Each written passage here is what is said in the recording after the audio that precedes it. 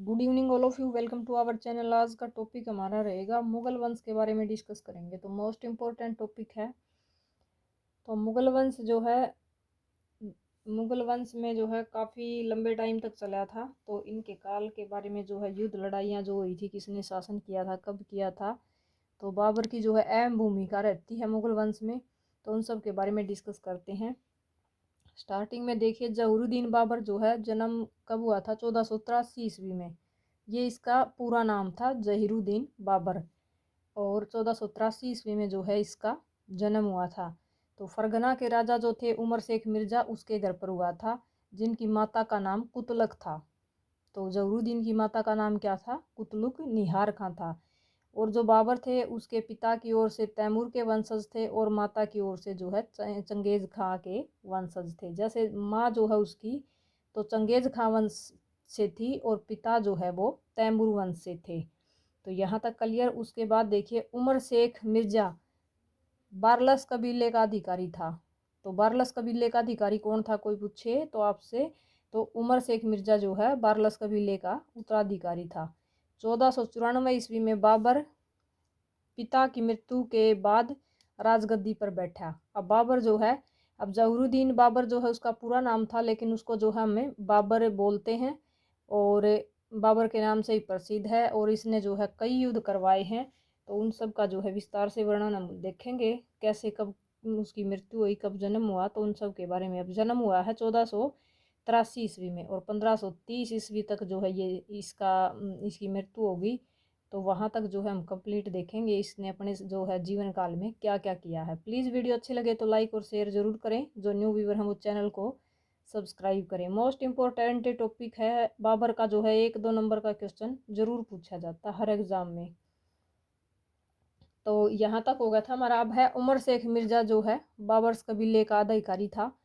1494 में बाबर पिता की मृत्यु के बाद राजगद्दी पर बैठा है। यानी कि इतिहास में पहले से चला आ रहा है भाई, जैसे है ना, राजगद्दी के लिए किसी ने अपने भाई को मारा, किसी ने जमाई को मारा, किसी ने साले को मारा। तो यहाँ जो है, और उसकी मृत्यु के बाद खुद गद्दी पर बैठते हैं। तो यहाँ भी क्या है, पिता की जो है मृत्यु हो जाती है। तो पिता की मृत्यु कब होगी? 1494 ईस्वी में।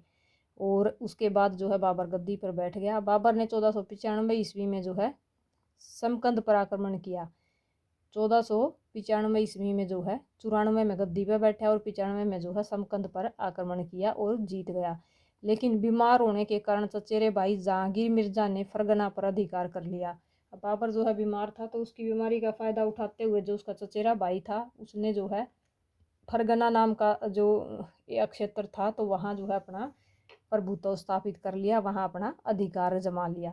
उसके बाद बाबर ने 1495 में जहांगीर मिर्जा पर आक्रमण किया। अब क्या था, अपने चचेरे भाई पर जो है उसने फिर आक्रमण किया, क्योंकि उसका क्षेत्र उसने हड़प लिया था, तो वो जो है हार गया। वह अली मिर्जा पर अधिकार कर लिया। अब अली मिर्जा ने जो है समकंद पर अधिकार कर लिया।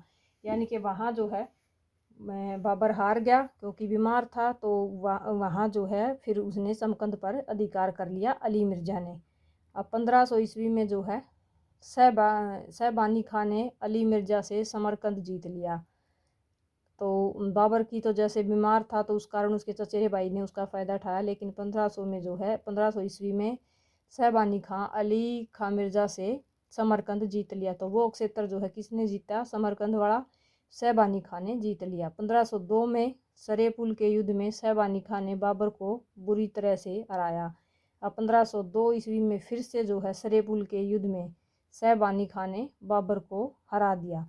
बाबर ने अपनी जान की कीमत अपनी बहन खानजदा का ब्याह सहबानी खां से करके चुकाया। यानी कि वहाँ जो है युद्ध में जो है वो हार गया और जान की जोखम थी, तो उसके कारण जो है अपनी बहन का, बाबर की बहन का नाम क्या है? खानजदा।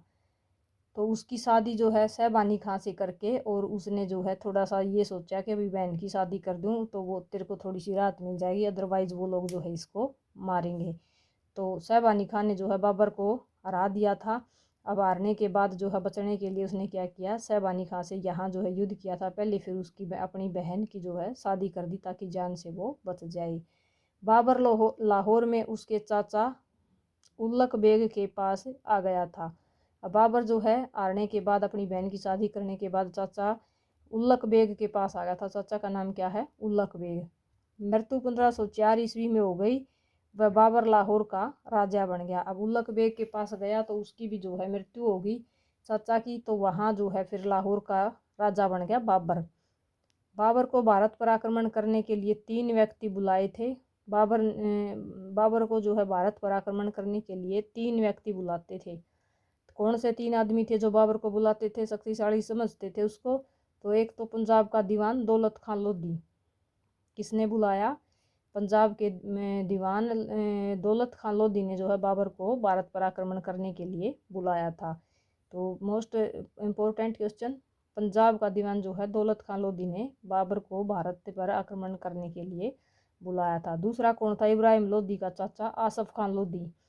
बाबर दौलत खान लोधी, आसफ खान लोधी। और तीसरा जो है राजस्थान का राणा सांगा जो था, तो वो भी जो है बाबर को भारत पर आक्रमण करने के लिए बुलाता था। तो ये तीनों आदमी थे। तीनों 4 नाम दे सकता है, तो इन तीनों में से कौन से हो गए? दौलत खान लोधी, आसफ खान लोधी और एक राणा सांगा। ठीक है, एक पंजाब से है और एक इब्राहिम लोधी का जो है चाचा है और एक जो है राजस्थान का राजा है। तो ये तीनों जो है भारत पर आक्रमण करने के लिए बार बार बाबर को बुलाते हैं। तो 1504 ईस्वी में जो है लाहौर का राजा बन गया था बाबर। उसके बाद 1500 ईस्वी 1900 लेकर 1925 तक बाबर ने भारत पर 5 बार आक्रमण किए। अब यहाँ जो है राजा बन गया। तो उसके बाद जो है 1519 में इन्होंने तीनों ने इसको बुलाया भारत में। तो इसके बाद जो है 1519 से लेकर 1525 तक बाबर ने भारत पर 5 बार आक्रमण किए। 1526 में पानीपत के पहले युद्ध में जो है तोपों का इस्तेमाल करते हुए अली व मुस्ताफ की सहायता से, किसी की सहायता ले ली? किसकी? अली की और मुस्ताफ की। बाबर ने जो है इब्राहिम लोधी को हरा दिया। तो पानीपत का प्रथम युद्ध कब हुआ? देखिए कितने क्वेश्चन यहाँ से एक नंबर के निकल आएंगे। हिस्ट्री भी आपको साथ साथ समझ आएगी, कहानी की तरह इसको ध्यान से आप पढ़ो।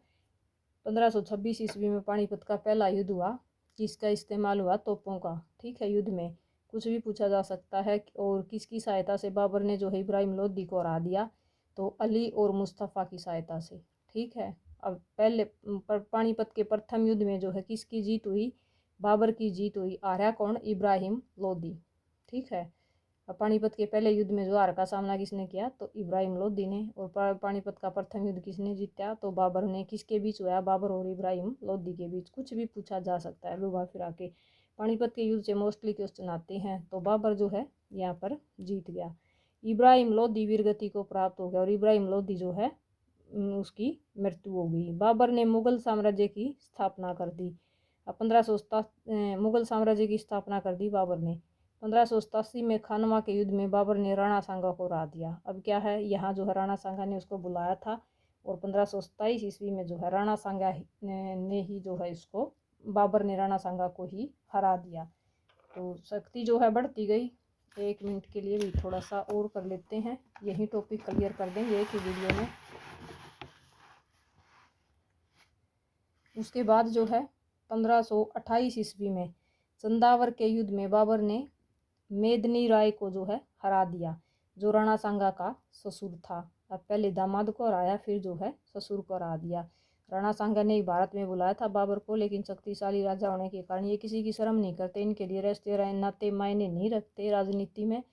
तो ये क्या है, 1528 ईस्वी में जो है चंदावर का युद्ध हुआ। वहाँ का एरिया जो क्षेत्र है वो जीतने के लिए बाबर ने मेदनी राम को हरा दिया। तो जो राणा सांगा का ससुर था। राणा सांगा का ससुर कौन था? मेदनी राय।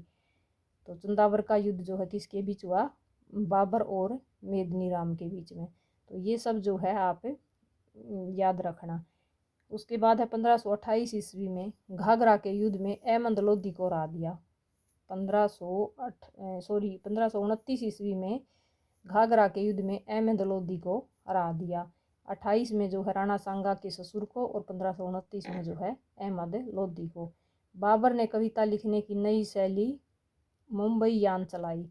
कविता लिखने की कौन सी शैली चलाई? मुंबई यान। तो यह पूछे बाबर की जो है कविता लिखने की शैली को क्या कहते हैं? तो मुंबई यान कहते हैं। बाबर ने फारसी भाषा में अपनी आत्मकथा बाबरनामा लिखी। तो बाबर ने जो अपने नाम से ही, बाबर की पुस्तक कौन सी है? अक्सर पूछा जाता है 1 नंबर का क्वेश्चन, बाबर की पुस्तक कौन सी है? बाबरनामा और किस भाषा में लिखी है, तो फारसी भाषा में। बै से बाबर और बै से बाबरनामा, जिसे अरबी में अब्दुल रहीम खान ने तजुक बाबरी के नाम से लिखा है। अब उसी पुस्तक को जो है अरबी में अब्दुल रहीम खान ने खाना ए तुझ के बाबरी अब बाबर बाबरी के नाम से जो है रिलेट करके आप ध्यान रखना। इसी पुस्तक को जो है अरबी भाषा में अब्दुल रहीम ने जो है दोबारा लिखा है खान ए तुझ के बाबरी के नाम से। तो इस अंग्रेजी में मैडम बेबरीज ने एन ऑटोबायोग्राफी ऑफ बाबर के नाम से लिखा है। अंग्रेजी में जो देखिए इसी पुस्तक को अंग्रेजी में मैडम बेबरीज ने इसे ऑटोबायोग्राफी के नाम से लिखा है।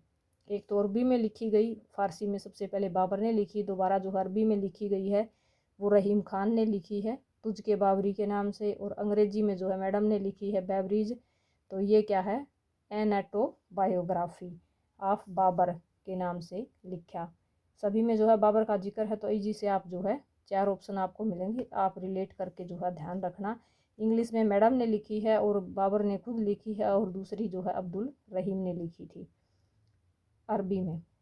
तो उसके बाद नेक्स्ट हम देखेंगे बाबर के जो है कुल 4 बेटे थे, हुमायूं, कामरान और